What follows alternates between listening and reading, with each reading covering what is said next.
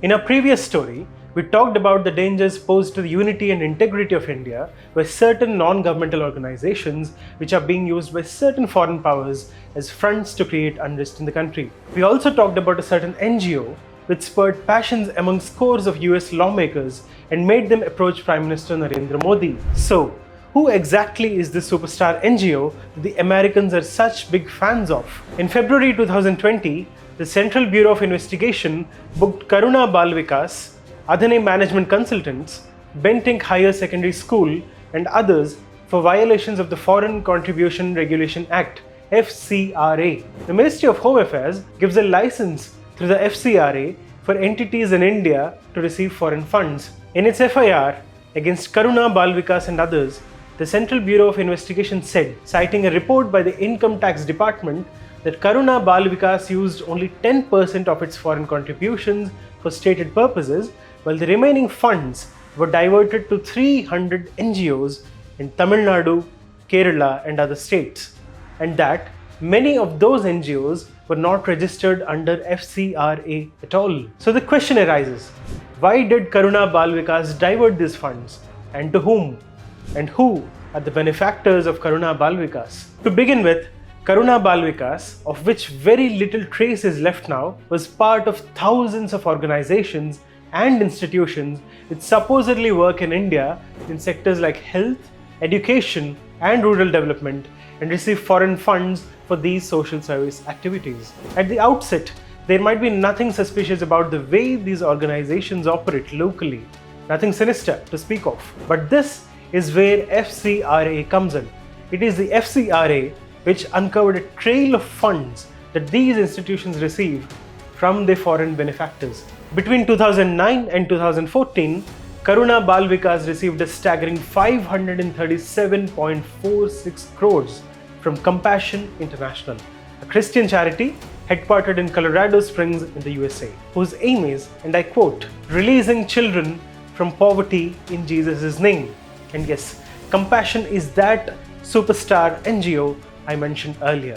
It initially came under the radar of the Ministry of Home Affairs because of the adverse reports the ministry received about the NGOs funded by it, and Karuna Bal Vikas was one such NGO that Compassion International funded in India. The CBI report also revealed that Karuna Bal Vikas's long-term objective was the conversion of poor children into fulfilled Christian adults, and that the organization diverted 90% of the funds it received from Compassion to NGOs owing allegiance to the Methodist Church, Baptist Church, Salvation Army, Christian Missionary Society, Indian Pentecostal Church, etc. In May 2016, Compassion International was put under prior permission category by the Ministry of Home Affairs for alleged violation of the Foreign Contribution Regulation Act. The then Senior Vice President of Compassion, Stephen Oakley, blatantly accused the Ministry of Home Affairs of viewing Christian values taught to the poor as a threat to India's national interests.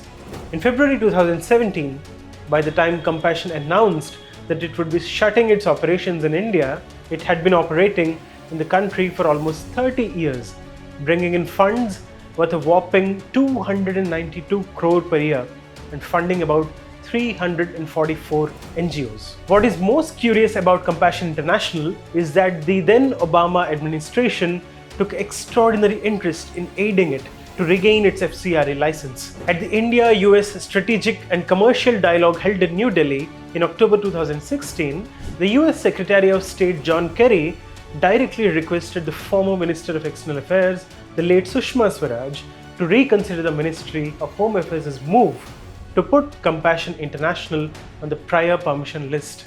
Compassion's Senior Vice President Stephen Oakley flew to Delhi to meet the then Foreign Secretary S. Jaishankar at a meeting attended by the US Embassy officials and asked for restrictions to be removed on the organization. But the Ministry of Home Affairs stood its ground. Jaishankar did not entertain Oakley, and Compassion International had to wrap up its activities in India in 2017. What is even more extraordinary was the bipartisan support that was extended for a purely religious organization, Compassion International, by US lawmakers. In February 2017, 27 US lawmakers raised the Compassion International issue with Prime Minister Narendra Modi during their meeting with him in New Delhi. In March 2017, 107 US lawmakers wrote a letter to then Home Minister Rajnath Singh requesting him to act on the issue. They also accused the Modi government of a lack of transparency and consistency in the enforcement of FCRA.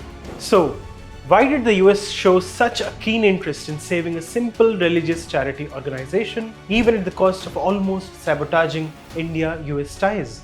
Makes us wonder, doesn't it? Let us now turn our attention towards the Foreign Contribution Regulation Act, FCRA, that is being employed by India to curtail the anti-national activities of vested interests. FCRA was brought in by the Indira Gandhi-led Congress government in 1976.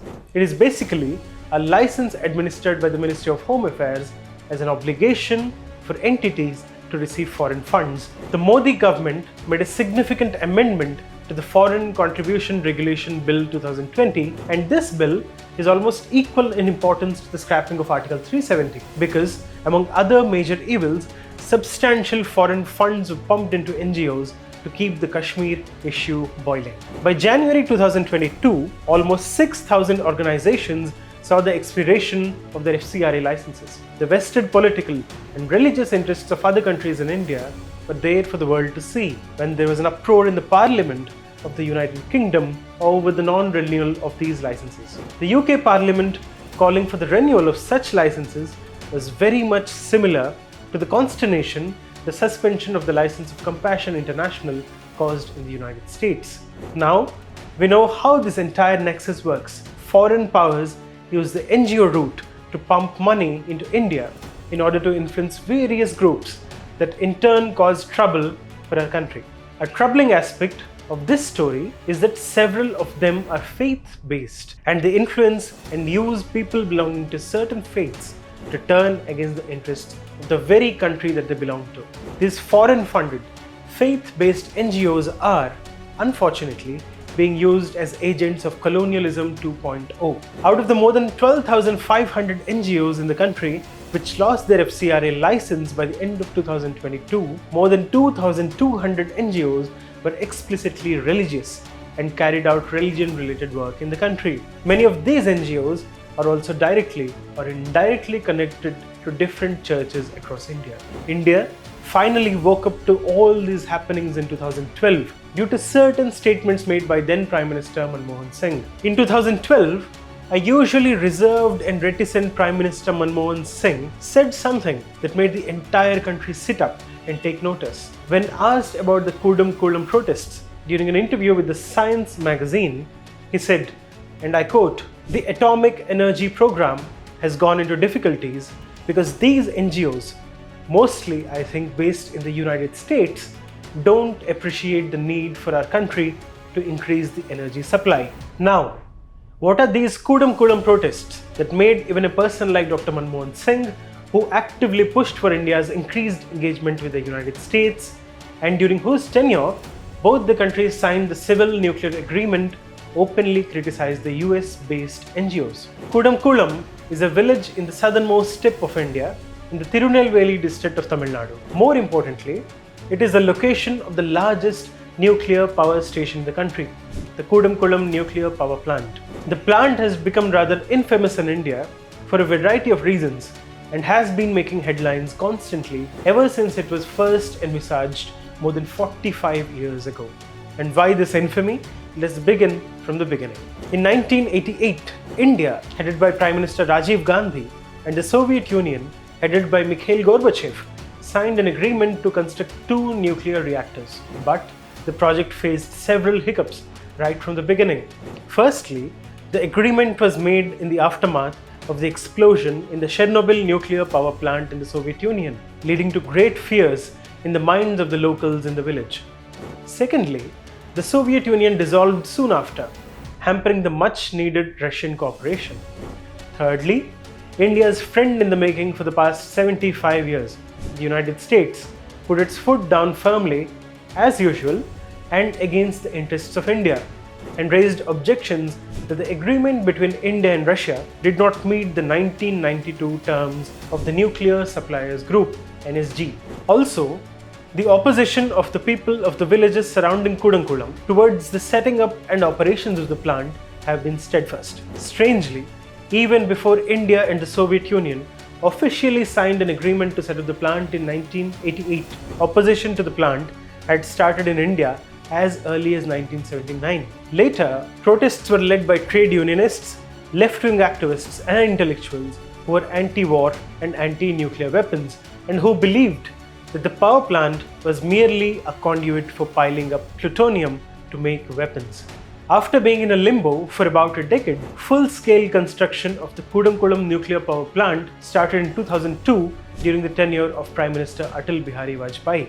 The first nuclear reactor started operating in December 2014 and the second in October 2016. Constructions of Units 3 and 4 also started in 2017 and the construction of Units 5 and 6 in 2021. Several anti-India forces have been at work for the past 5 decades and have been hindering the growth of the country in various ways. When they could not confront India directly, they resorted to other measures. And the Kudankulam nuclear power plant is one such example where opposition to the plant in the form of continuous protests for the past 35 years was led by the church, which in turn received funds through faith-based NGOs which were funded by foreign powers. Going back to the statement of Dr. Manmohan Singh, he said something else that rattled the NGO sector in India and also led to the exposure of the foreign powers' church NGO nexus in the country. He said, and I quote, "There are NGOs often funded from the United States and Scandinavian countries which are not fully appreciative of the development challenges that our country faces." Following Dr. Singh's statements, the Ministry of Home Affairs also cancelled the FCRA licenses of several Tamil Nadu-based NGOs like the Tuticorin Diocese Association, the Tuticorin Multipurpose Social Service Society, which were associated with Bishop Yvonne Ambroise. They allegedly diverted foreign funds for the protests against the Kudankulam nuclear power plant. Even before the FCRA licenses of these NGOs were suspended, the then Minister of State in the Prime Minister's office, V. Narayanasamy, alleged that the NGOs administered by Tuticorin church leader Bishop Yvonne Ambroise had received foreign funds to the tune of 54 crores. Narayanasamy also alleged that a third NGO run by one Mr. Uday Kumar, who heads the People's Movement Against Nuclear Energy, had received 1.5 crores in foreign funds. In 2017, certain journalists followed the church-backed protest angle and zeroed in on a church in Idintagarai, a village close to Kudankulam, which was according to them a hub of anti-nuclear protests. Did the Cold War between the United States and the Soviet Union and their respective allies really end with the dissolution of the Soviet Union? Well, it appeared so only on the surface, but the rivalries continued to play out across the world. Kudankulam was one such arena where the United States appears to have played a proactive role in opposing a plant funded by the Russians, especially by funding the church through various NGOs. Apart from Kudankulam, there are many more such stories about foreign-funded churches directly acting against India's economic interests. A major one is the story of Sterlite. Sterlite Industries is a subsidiary of the London-listed conglomerate Vedanta Resources, owned by the industrialist Anil Agarwal. Sterlite initially tried to set up its copper plant in the Ratnagiri district of Maharashtra and even spent a whopping 300 crore rupees before it faced massive protests from the locals and was forced to cease construction by the Sharad Pawar government and relocate to Tamil Nadu. Tamil Nadu was welcoming, and the AIA government led by Chief Minister J. Jayalalitha granted quick clearances to Sterlite's copper plant in Thoothukudi. Jayalalitha laid the foundation stone of the plant in 1994 and also said that, and I quote, "Sterlite is one of the dream projects in the process of industrializing the state." Very much like Kudankulam, Sterlite also faced opposition from the locals even before its foundation stone was laid. Before it shut down in 2018, the copper plant was India's largest and the world's 7th largest. In 2017, it contributed a total of Rs 1,900 crore to Tamil Nadu. So, what went wrong with Sterlite? Why did it face so many challenges from the locals, and what led to its eventual closure? Well, there are two significant phases in which the agitation against Sterlite took place, one in 1994 and another in 2013. Initially, fearing environmental pollution and the loss of lives and livelihoods. Environmentalists, academics, traders, fishermen, political leaders, and non-governmental organizations came together and formed the Anti-Sterilite Movement (ASM) in 1994, through which they led protests against the plant. Also, very much like Kudankulam, fishermen supported by the church opposed the plant strongly, but the plant eventually got commissioned in 1997. The second phase began in 2013. In the early hours of 23rd March 2013, the residents of Thoothukudi developed breathing difficulties due to a gas leak, and the plant was shut. The Supreme Court even slapped a 100 crore fine on Sterilite for flouting environmental norms, but the plant reopened and continued its operations. But in April 2018, the Tamil Nadu Pollution Control Board refused to renew the consent to operate Sterilite copper for flouting environmental norms. In May 2018, more than 20,000 people marched from Our Lady of Snow's Shrine Basilica to the district collectorate demanding closure of the plant. The protests turned violent, resulting in the killing of 12 people due to police firing. In 2020, the Madras High Court refused Vedanta's pleas to reopen the plant. But this entire episode also brought to light a very important angle, that of the church and the NGOs in influencing and spearheading protests against Sterilite, primarily through foreign funding. As early as 2015, the Ministry of Home Affairs received adverse reports against some NGOs, such as the Tuticorin Diocesan Association, based in Tuticorin, East Coast Research and Development Trust, based in Thoothukudi, and the Greenpeace India Society in Chennai. And based on these adverse reports, the Ministry of Home Affairs suspended the FCRA registration of Tuticorin Diocesan Association and the East Coast Research and Development Trust. It also put the Greenpeace International under watch list. Also, in 2023, the Ministry of Home Affairs informed the Rajya Sabha that it was examining complaints against another NGO, the Other Media, for misusing foreign funds to organize protests and demonstrations around the Sterilite copper plant. The Other Media is led by Nityanand Jayaraman, a self-identified environmental activist, and the NGO has allegedly received funds from the Catholic Organization for Relief and Development Aid, based in Netherlands, the World Association for Christian Communication, based in Canada, the Christian Conference of Asia, and many more. The crux of this whole story is that because of the Sterilite copper plant shutting down, India lost its self-sufficiency in copper, became dependent on China for copper imports. Thousands lost their livelihood and became unemployed, and most importantly, it dented India's image of an industry-friendly country. It was a clear and major loss for India, but several foreign powers gained their objective and put a brake to India's development and industrial self-sufficiency, all thanks to these well-funded, faith-based NGOs. Sterilite is a classic example of the dangerous interference that these religious NGOs can execute to create roadblocks in India's development story. Last but not the least, Christian churches and their allied NGOs are not the only conduit of influence in India by foreign countries. Muslim madrasas and mosques have also been propped up and used by foreign powers for their religious, political, economic, and social interference in India. Well, we shall discuss it in our next story.